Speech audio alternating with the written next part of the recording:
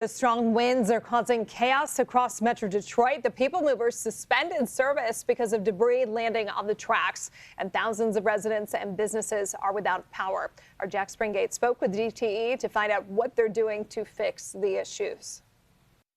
Well, DTE says high winds knocking down trees like this one behind me is what's knocking out power lines leading to so many outages. We have a robust investment strategy here. We are trimming trees. We're trying to get to a cycle where we're trimming trees every 5 to 7 years, as well as making sure that we replace or repair as much of the electric infrastructure as we can. Tulio says DTE plans to spend around $1 billion to do that just this year, as Friday winds in Wayne clock in as high as 72 miles per hour, just short of hurricane strength, according to our next weather team. These conditions can be especially challenging for field crews. It can be quite hazardous for them, so they are taking their time to work as safely as possible, but we're looking at a few hours for most power outages. However, one Romulus resident tells me he's not sure if these investments are making outages any less common. It goes out frequently.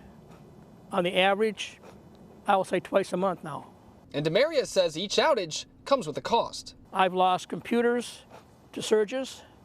I had my last sump pump motor fail because of a surge. That cost me $800 to replace it. He agrees with Tulio about one of the main problems he thinks DTE needs to address. And I think that they need to totally replace their infrastructure. Now, DTE says most of these power outages, especially in some of the hardest hit areas, should be restored by the end of the day, but they do expect some new ones to come up as these high winds continue. Reporting in Wayne, I'm Jack Springate, CBS News, Detroit.